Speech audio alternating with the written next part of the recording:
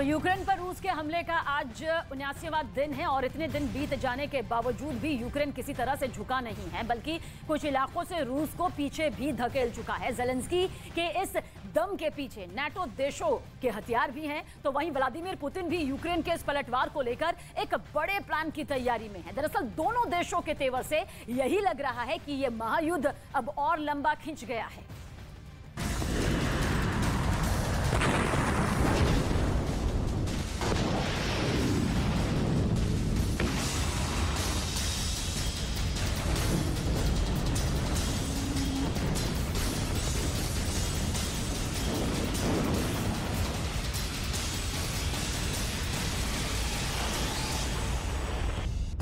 न झुके न रुके, बस डटे रहे।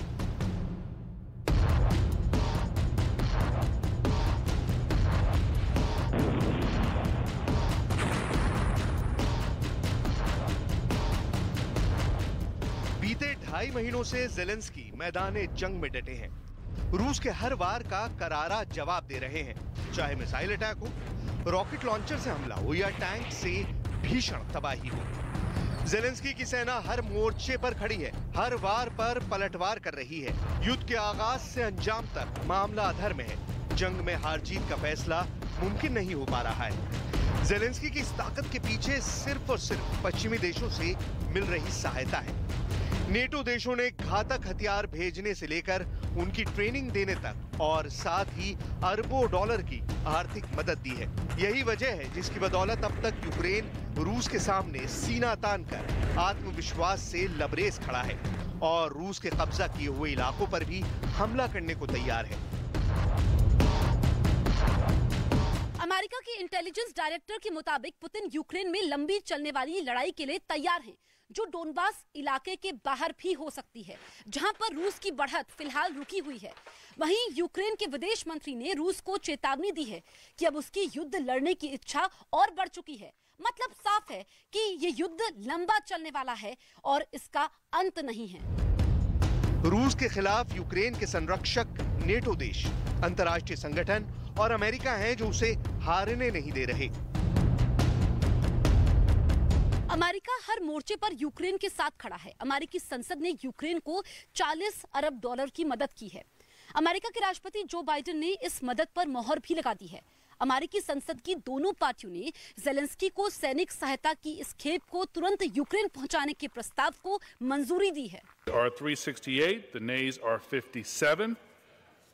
The bill is passed without objection. A motion to reconsider is laid on the table. Представників Конгресу Сполучених Штатів Америки проголосували за новий і вагомий пакет підтримки для нашої держави та глобальної демократії. Майже на 40 мільярдів доларів. Скоро відбудеться і друге голосування в Сенаті США, після чого це рішення потрапить на підпис президенту Байдену і набуде чинності. Я вдячний народу Америки, всім нашим друзям в Конгресі, адміністрації за цю підтримку. जंग में यूक्रेन के साथ लगभग सभी पश्चिमी देश खड़े हैं। हालात ऐसे बन चुके हैं कि युद्ध से पहले तटस्थ रहने वाला जर्मनी भी यूक्रेन को हावित्जर का सहयोग दे रहा है, तो वहीं रूस का करीबी बुल्गारिया भी रूस के खिलाफ हो गया है। बुल्गारिया ने रूस पर कड़े प्रतिबंध का ऐलान किया है, साथ ही यूक्रेन की सेना के टैंक और हेलीकॉप्टर की मरम्मत का ऐलान किया है। Україна дуже предметно і постійно обговорює з нашими друзями тему безпекових гарантій для України.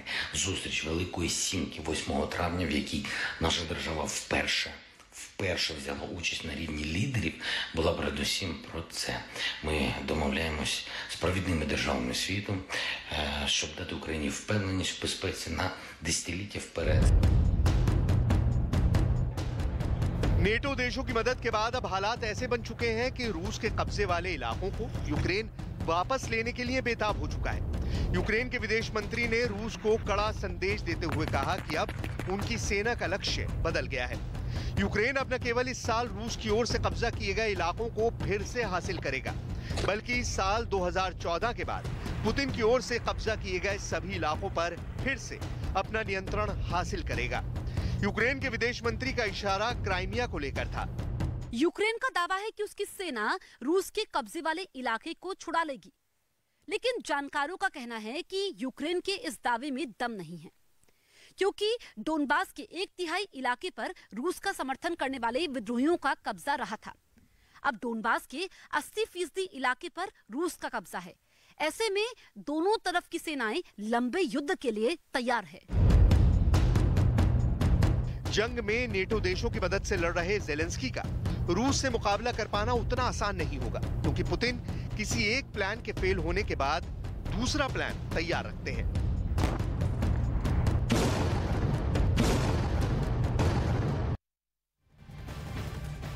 तो यूक्रेन पर रूस की सेना के हमले लगातार जारी हैं। लगातार ये बढ़ते जा रहे हैं। रूसी सैनिक यूक्रेन के शहर दर शहर हमले करते जा रहे हैं। मारियोपोल शहर बमबारी से किस तरह से बर्बाद हुआ है, देखिए उसकी हर तस्वीर इस वक्त आपके सामने। तो वहीं ओडेसा में रूसी मिसाइल ने शहर के सबसे बड़े शॉपिंग मॉल को अपना टारगेट बनाया और इसे ध्वस्त कर दिया। मिकोलाइव और अज़ोवस्ताल के भी कुछ यही बद से बदतर हालात नजर आ रहे हैं। हर तरफ बमबारी से हुए बर्बादी के निशान आप देखिए। इन 4 तस्वीरों के जरिए आप देख सकते हैं कि किस तरह से लगातार हो रहे चौतरफा हमले की वजह से इस वक्त यूक्रेन की जमीन थर्रा रही है, बर्बाद हो रही है और लगातार ये हमले और भी ज्यादा तेजी के साथ रूसी सेना करती हुई नजर आ रही है।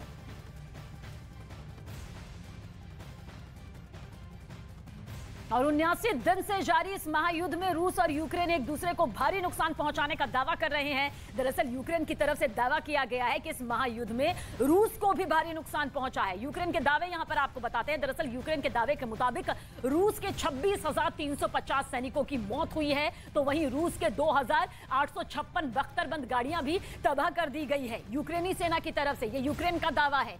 दावे के मुताबिक इतना ही नहीं, जंग में रूस के 1,187 टैंक तबाह कर दिए गए हैं।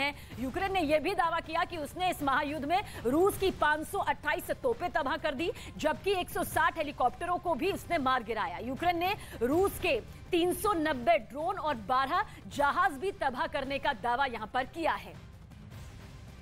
तो आप देखिए किस तरह से ये पूरे दावे यहां पर नजर आ रहे हैं। और काफी कोशिश के बाद भी रूस के सैनिक जो हैं वो यूक्रेन की राजधानी कीव पर कब्जा करने में अब तक नाकाम रहे हैं। और न्यूज़ 18 इंडिया की टीम वहां पहुंची हुई है, उस जगह पर पहुंची जहां कीव के पास एक गांव में जहां से रूस की सेना ने अपना ठिकाना बनाया हुआ था, उन्होंने कैसे आसपास के इलाकों में तबाही मचाई, इस रिपोर्ट के जरिए आप चप्पे चप्पे की ये पूरी तस्वीर देखिए।